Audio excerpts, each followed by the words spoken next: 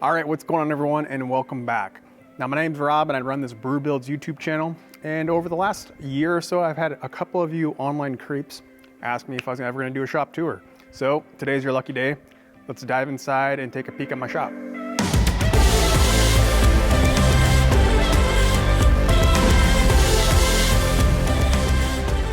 All right, I'm only halfway kidding about the online creep thing. I also enjoy when people do shop tour videos.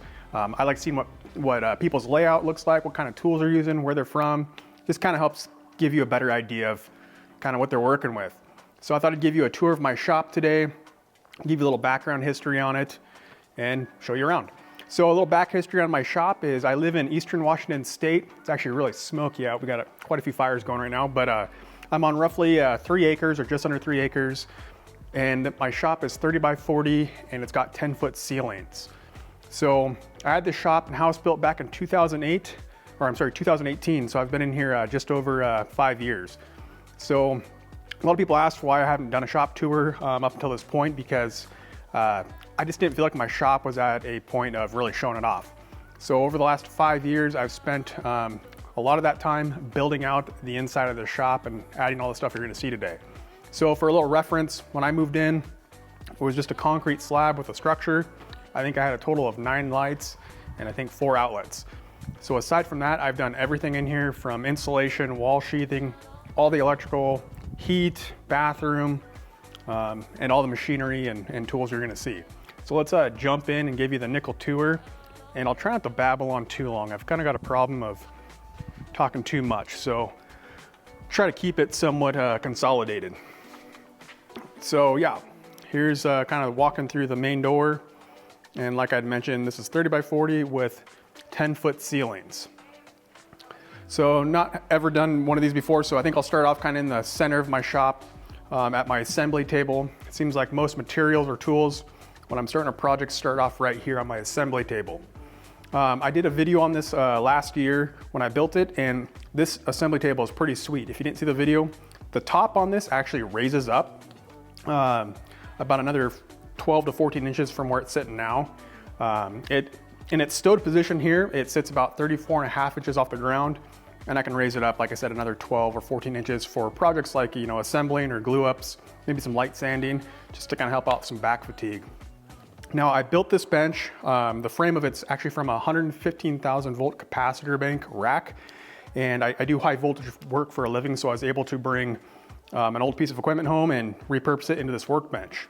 So the top's a black laminate, which I love using on all my work surfaces. It's got a nice slick surface, and glue tends not to stick to it as harsh, so it makes for a good shop work surface, in my opinion. At least something you're not gonna be pounding on a whole bunch, like an assembly table. So around the perimeter of the top, you'll see a lot of these quick storage cubbies. These are great for clearing the top off when I need to make more room for a larger project. Just quick storage and easy to grab. Now that was the intent, was just quick temporary storage, but my lack of organizational skills has turned it into a permanent clutter catcher or tool holder, you name it. So on the front and this long side over here, I've got it equipped with French cleats so I can kind of customize my storage, whether it's hardware or my quick grab tools like my drill motor and impact gun. And like I said, I can kind of modify it as my needs grow. This front half's got the micro jig match fit clamping system, which if you're not familiar with it, you just cut a series of dovetails in typically a grid fashion. And then they've got these special clamps that fit into it and allow you to clamp your workpiece down. On this long side over here where I'm standing, I've got one large cubby where I typically keep my track saw, maybe a router, and then my steam generator for my steam bending projects. And then this side also houses the lifting mechanism for this top. Now to make it raise or lower, like I said, I've got a video on it, but I modified a Harbor Freight lift cart and made that as the lifting and lowering mechanism. So over here, I've got the foot pedal to raise it and then the lowering lever to drop it back down. It's also got these casters that you can lock into place and allow you to roll it around, or you can lift them off the ground and have the workbench sitting firmly on the ground on its frame legs. Okay, so kind of moving on, I'm gonna kind of keep this going so it doesn't take an hour of your time, but over here I've got my Rubio inspired workbench. Make sure the camera's showing it. I've got my Rubio inspired workbench. I built this 2 or 3 years ago.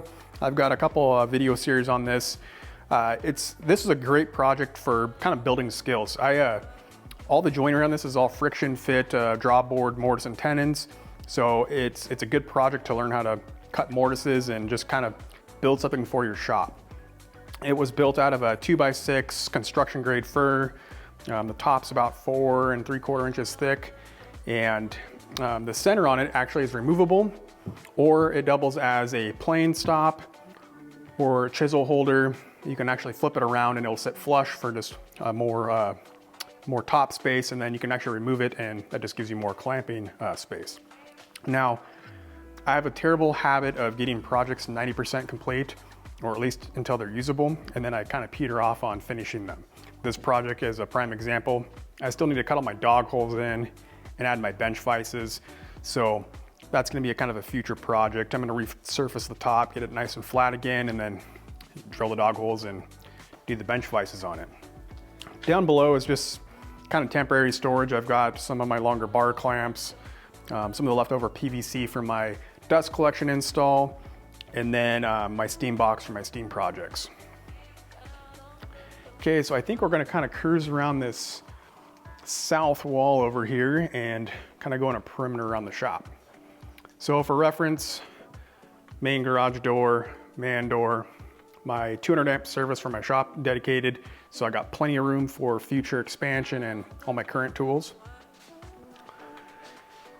So along this wall here, I kind of call this my hallway. I tend to stage a lot of my projects that are close to completion, especially if they're larger. It gives me a nice open area to do any of the finish up work and be able to walk around them and dial them in. My overall plan for this area is to add some larger tools. I want to get a CNC and a drum sander and just a couple other various machines to kind of help fill up this area and have more tools. Who doesn't like that? I will eventually extend my dust collection onto this wall here and drop it down for any of those tools that I talked about getting, and I do want to add some more workbenches over here. Can't have too many work surfaces. That's one thing I always like to emphasize on. Got my TV and my sound bar. I've always got movies going or Pandora playing. Got to have something in the background filling that dead air. I do want to make this kind of more of an accent wall, do like a wood accent or something different, just to kind of break it up a little bit. And you'll notice that my walls are gray and not white. And although white's great for brightening up the shop, I like more of the studio kind of vibe to it. So I wanted to do something different or other than white. So far I'm liking the gray. Okay, so kind of continuing on just to the right of here is kind of my first little tool island. So right here I've got my planing and joining island, and you'll notice I've got a post right here, or a column. So I've got 2 of these in my shop. I got one here and one over by my table saw that we'll see here in a minute. These are not structural and they weren't here for the shop, integrity. I built these in the winter of 2022. I think it was like November, December. And I built these to give me a clean alternative way to get power to the more central location in my shop. So I've had this joiner and I've had the joiner for a couple of years, and I've had the planer for probably 6 or 7 years. And I've messed around with different orientations, and I always had them by each other. And I ended up liking my joiner and planer kind of more central in the shop and not against the wall. But I hated having the extension cords draped across the floor to power them up. The joiner is 240 volt, and of course the planer is 120 volt. So I always needed the 2 different power sources to use them. And having extension cords on the ground drives me nuts. It's not always preventable, but in this case I wanted to come up with a clean way to fix that. So I built these columns. They both house the 240 volt power and the 120 volt power, along with giving me a nice clean spot to mount all my 6-inch vertical duct runs to provide to these machines. I've got my longer levels kind of hanging on them, and I've got my track saw hanging on them, and just various, my remote for my dust collector. So it does provide a really cool purpose, and I think it adds a little character to my shop. And really the footprint of these 2 tools is already kind of eating up this square footage here. So having this column here doesn't really impede or take up any more room. So for my planer, I've got your standard DeWalt 735X, super common. This is an awesome machine if you do not have one or are in the market for getting a benchtop planer. This is by far the best one on the market. I think I said like I'd had this for about 8 years or so, and it's never let me down, and I still just have the factory straight knife cutting head on it. Not the factory blades, but I haven't modified it to the helical head. So yeah, it served me well. I don't do a lot of end grain cutting boards, so having those straight knives hasn't really affected me. I do mill up quite a bit of black walnut, and this thing I think actually gives a fairly good cut for that purpose. For my joiner, I've got a Grizzly G0858. It's an 8-inch joiner with a helical head on it. This thing is a beast. The finish off this tool head is super nice. I've got zero complaints. Like I said, I've had it for a couple of years. I think right out of the crate, the only thing I had to dial in was just squaring up the fence, which is super easy, and it's something you should check regularly anyways. So I've got full 6-inch dust to the joiner, and next down to a 4-inch to the planer. All right, so kind of moving back on through the hallway now that we just talked about. So back here is probably one of the coolest features in my shop, and anytime you're building a shop or looking at a house with a shop, people always say, hey, build the biggest shop you possibly can, or buy the house with the biggest shop you can afford. And that is solid advice, but one thing I would add on to that is if you can or have the means to, plumb in a bathroom. It is so nice to, one, be able to use the bathroom in your shop and not have to go all the way inside. And then two, you can clean up before you go in, and I've got a nice deep sink in here so I can clean out all my paint gear and whatever, whatever else your needs desire. So other than that, it's just a typical bathroom. Deep sink, got some paint gear in there after this project that is finished up. I've got a tankless hot water heater, which is actually good for the shop, but I would not recommend this size or brand for your house. This doesn't keep up that well. Then of course you got the toilet, and then a wall pack heater right there. So this was one of the first things that I built my shop as far as non-woodworking, I guess, furniture. Of course, having plumbed for a bathroom, when I moved in, just had the pipes out of the floor. I did not want the pipes freezing in the winter, so I quickly framed up this bathroom, insulated all 4 walls, and put this wall heater in there to prevent those pipes from freezing up. It also worked great at the time because my main shop wasn't heated. So if I wanted to do any sort of finish work or glue ups, what I would do is perform all the glue up stuff out in my main area, and then I'd bring them in here, crank the heater up, and let them cure overnight during the winter months. So it worked great for that. I've got this sweet, it's like a WeatherTech snap together tile flooring, kind of like what you'd see in almost like a gym. This stuff is super cool in here. I'd put more of it in my shop if I had more of it, but it's held up. I think this has been installed for 4.5 years or close to 5. And it cleans up nice and holds up very well. Okay, moving on. So kind of going to the outside of the bathroom. I guess one thing before I move on. So you'll notice this bathroom door. I built this. This was probably one of my first, probably 1 to 5, or it's probably 3rd video on YouTube. And it's by far my best performing video that I've ever done. And I get tons of questions on how well this is held up. So I built this door out of 2x8 construction grade lumber, and people ask all the time, hey, how's it holding up? Is it bowed or twisted? Is it, or a lot of people said it was gonna fail right away. We're going on 4 years of this door, and it opens and closes just like the day I built it. Now the only issues that I did get is on these inner panels. I had a couple of them kind of shrink up on me and expose some gaps, which was an error on my part, and I caught it right after I got it in clamps. And I intended to glue up these panels together and then let them free float inside the door frame, but missed that, so I didn't glue any of these inner pieces together. So got a little wood shrinkage in there, and that's it. But get tons of questions on that. The door is still holding up perfect. I actually kind of want to remake the video and remake the door just to do a better job at explaining my process and how I built that, because I get tons of questions on it. Okay, next to the door, I've just got a general mechanics tool chest for, my truck stuff or side-by-side stuff. Got, some pneumatic air guns and die grinders and whatnot, sockets and wrenches and whatnot. So just for the little one-off projects.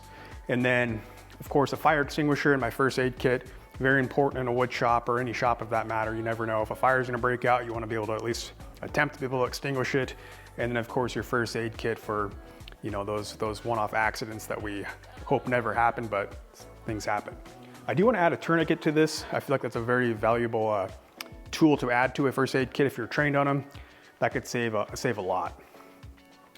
Up above it, I've just got some overflow storage, some leftover stones from my driveway light project, and a tile saw, you know, PVC fittings, sprinkler stuff, stuff that I probably just need to go through and probably take a lot of it to the dump. So this kind of back corner area next to the bathroom, I've got all my sheet goods storage, kind of more general construction type lumber and offcuts. One thing I need to do is clean this up. Between this back wall and the bathroom wall, I've got a decent amount of plywood. I don't know if it shows up on camera, but I'm storing it vertical, which is terrible. You tend to get bows in it over time, so I'm always coming out here and kind of rotating it to help prevent the bows, but I want to make a nice horizontal shelf or rack for it so I can lay it down and clean this area up and get more utilized space out of it. I always tell people, especially with cost of plywood and sheet goods for that matter, anytime you go to the hardware store, whether it's for something for your house or your yard, pick up a couple sheets, whether it's, you know, plywood or MDF or melamine. Doesn't need to be anything fancy. It's just good to have on hand for building, you know, shop furniture, shop jigs. And the stuff's not getting any cheaper. So don't fool yourself and be like, oh, that's too expensive. I'll wait until next month and do it, because next month it's gonna be even more expensive. So grab a couple every time you're there, and before you know it, you'll have a decent stash of it. Okay, keeping this going. Real quick, up above is my shop air cleaner. I built this also probably about 2 years ago. I repurposed a home furnace blower motor. I got a buddy that's in the HVAC world. They demoed out a furnace from a house, and I asked for the blower out of it, and he's like, heck yeah. So we brought it over. It's a 240 volt, 3-speed. I've got it wired up on the low speed.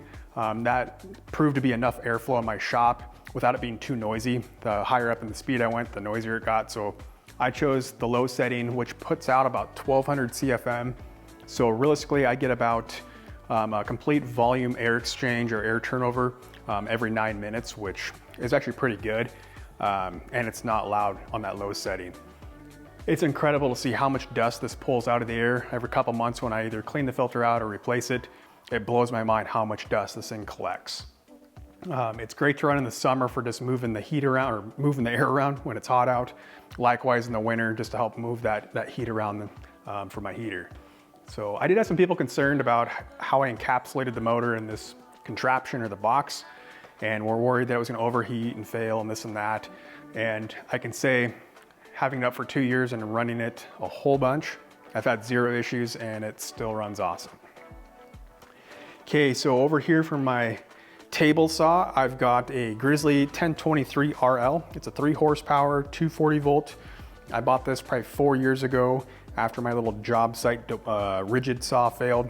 I upgraded to this, and this saw is awesome. If you are not in the market for a saw stop, I would recommend this saw every day. It's been plenty of power for me. I've never had any issues. I cut up a lot of walnut and tons of sheet goods and maple and whatnot. It's never failed me and never disappointed. Fence is super sturdy and square on it, and I couldn't be happier. I've got another power column here, just like over by the planer and joiner. It also has 240 volt and 120 volt power in it. The saw is obviously 240 volt, and then just kind of nice to have that 120 volt circuit there for, you know, one-off tools I got to plug in. Again, I've got my 6-inch dust collection coming down. It does neck down into 4-inch before it goes into the cabinet of the saw. My ultimate plan is to run my own 4-inch overarm dust hood to have kind of a dual catch for it. No matter how good of a dust collection you have in the cabinet of the saw, you're best off to have another dust hood over it or a dust hood over it to catch that dust as it comes off the blade. It's kind of the best avenue. So that's what I plan on doing. I originally was gonna run 6-inch right to it, but then after kind of researching it and asking around, I've came up with just doing my own 4-inch hood for it. Behind it's just a standard outfeed table, nothing fancy, torsion box and with 4 legs, serves its purpose. So next to it is my router table. I built this probably 8 years ago at my old house.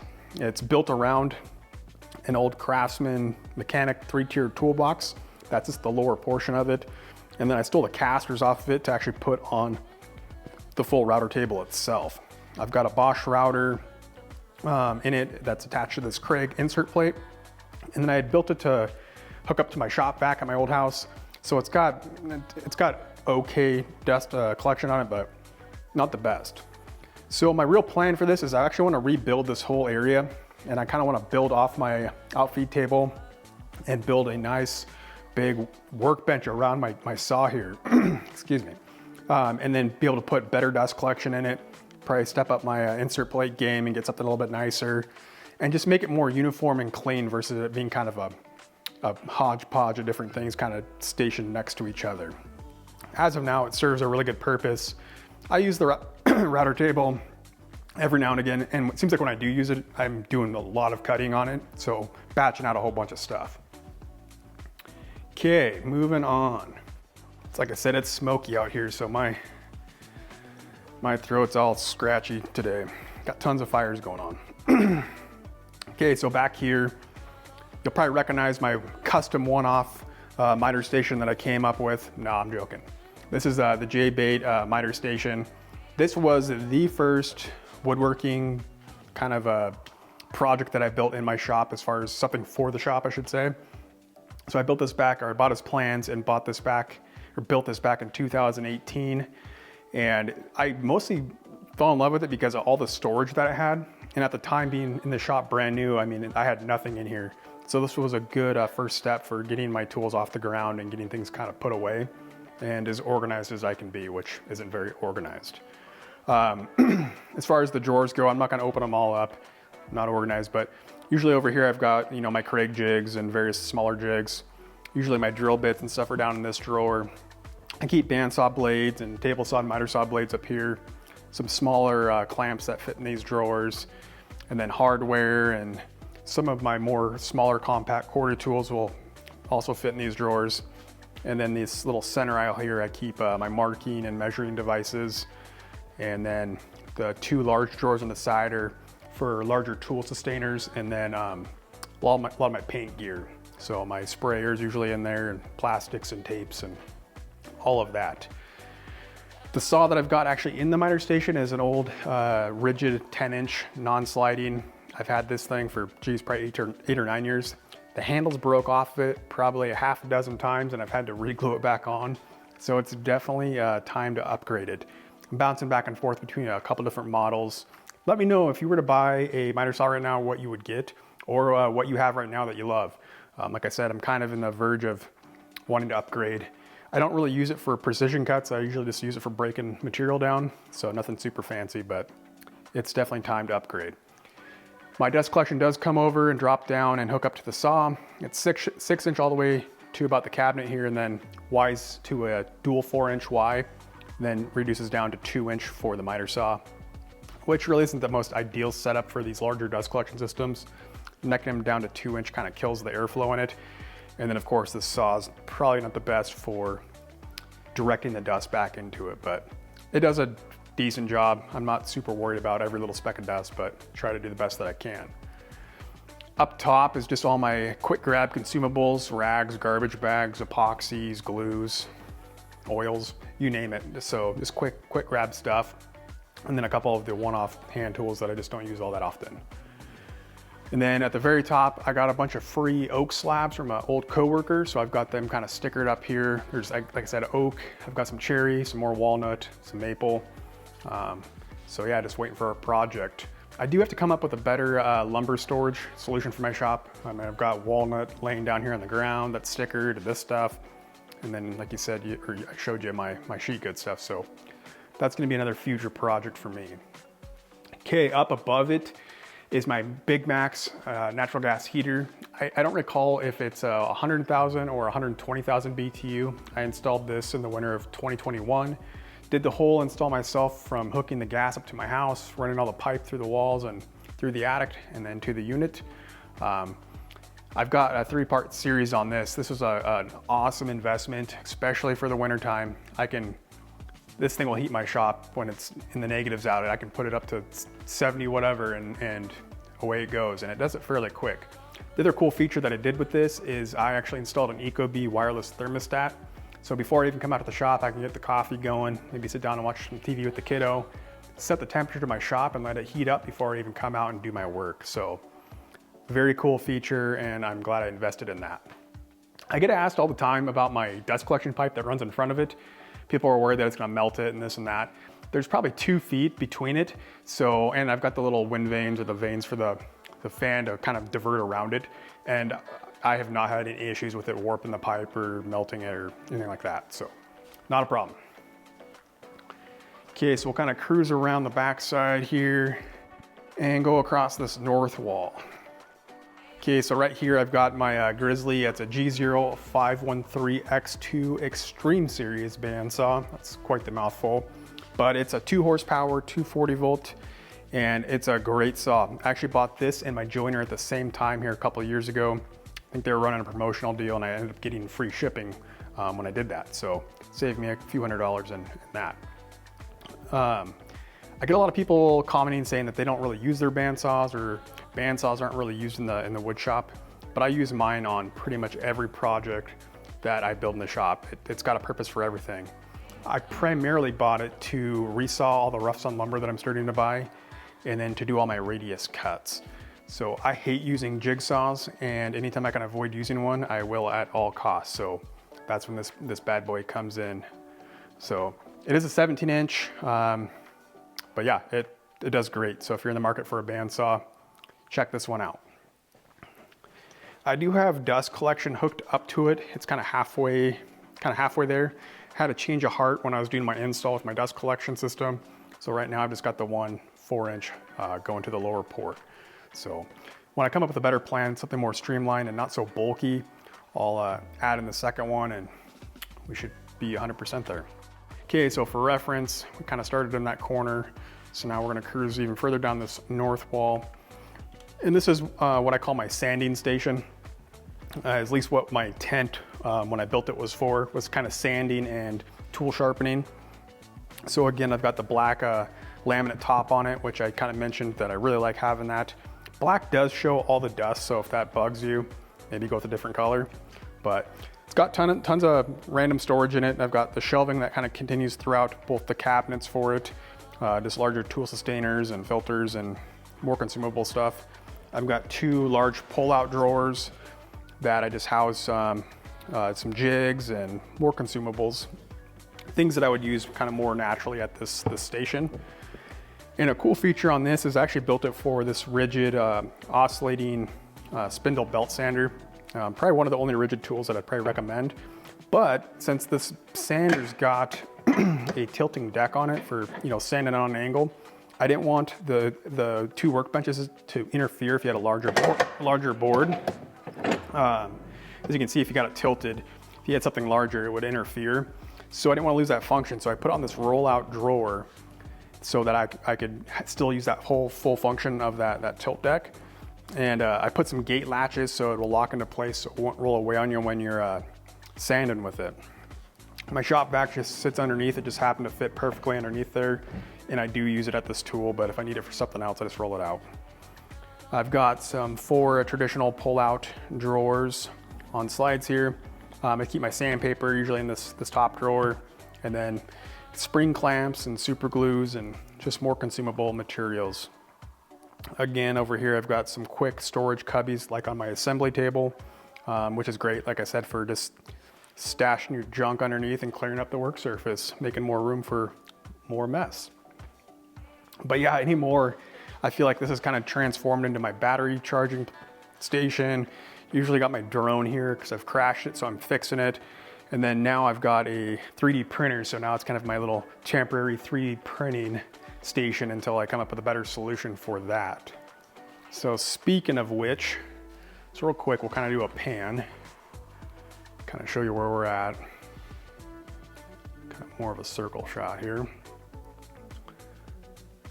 So yeah, so speaking of 3D printing, let's go kind of take a peek at that real quick. This is something that I just got into. I'm by no means an expert and still learning, but I'm loving having this in the shop and I can't wait to incorporate it on more projects and videos. But I bought this probably a month and a half or 2 months ago. So I'm still learning a lot, but I've printed so much with it already. I've fixed jigs in my shop, I've made new jigs, I've fixed my daughter's water skis with it, printed things for the house. So the options are endless with this. And as far as being a beginner, if you're looking at getting into 3D printing, this is not a sponsored video by any means or a tool plug, but this Bamboo Lab P1P is sweet. It took me 15 minutes to set up and I was printing perfect prints ever since. So definitely helps out with the learning curve if it's something you want to dive into. They are a little bit on the more expensive side. So that's kind of the one downside to them, but as far as the learning curve and lack of frustration on all the bed leveling and stuff I guess some of the other models have, this thing was dialed in right out of the chute. Okay, so kind of one of the last major tools in my shop and probably my favorite is this Clearview dust collector. So I put this in just this last winter. So winter of 2022/23, if you're watching this video in the way in the future. But this is the Clearview 1450. I believe they no longer sell this model. I think I bought probably the last round of them because about a month after I noticed that they weren't on their website anymore. But it's designed for 6-inch. So I've got 6-inch running through my whole entire shop, at least all the vital tools, and as close to the tool as possible, if not 6-inch all the way to the tool, like at my joiner. It's got a 5 horsepower motor, plenty of power.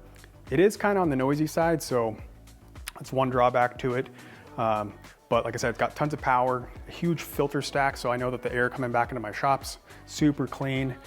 I was asked a handful of times why I didn't exhaust it outside my shop, and reason being is I heat in the winter and I don't want to be exhausting all that warm air out when I'm spending the money to heat my shop, so having it just vent to the inside was my best solution. I've got a 55-gallon barrel down here that all my wood chips go into, hence the brand new hand truck right here, because when this hog fills up, it is super heavy. But fortunately I got, about 3 acres, so I can just unhook it, wheel it out there, and find a nice spot in the woods to return all those wood chips back to their natural habitat.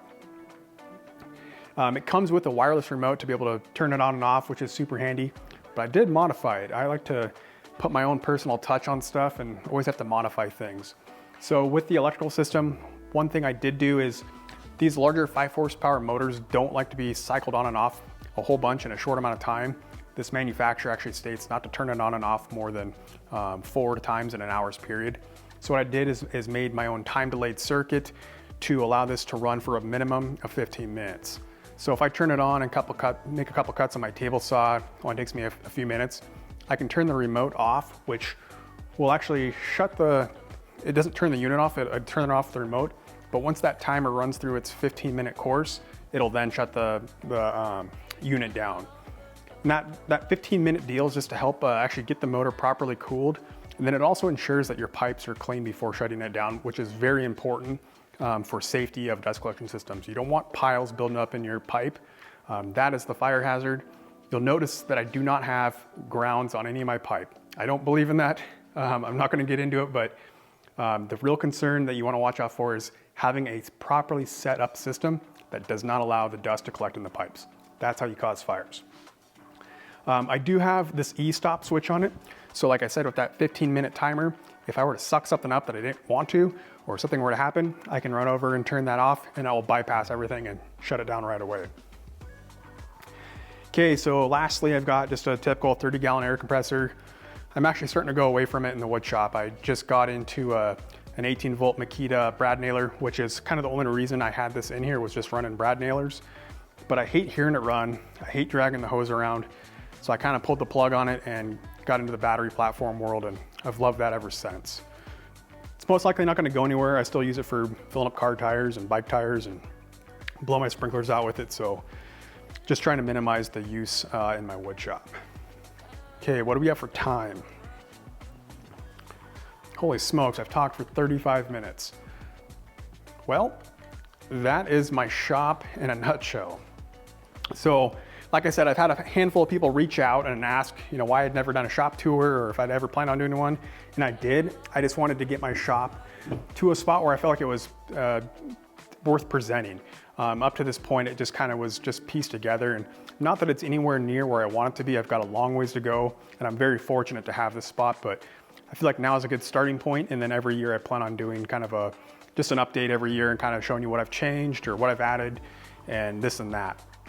So I do have a lot of videos on the things you saw in the shop, different builds. So I'll link all the videos for the products that I've built in the description below, along with if I got any plans for any of the products that I built. I know some people like those and they like to purchase plans or to get plans to help kind of duplicate other people's projects. So I'll also link those in my description below. So stay tuned. I just finished up with a cool cabinet build for my house. So I'm working on that video. So that should be out hopefully here pretty soon. But thanks for watching and I'll catch you guys on the next one. So now it's time for you guys to get out of my shop. I got stuff to do. So get on, get.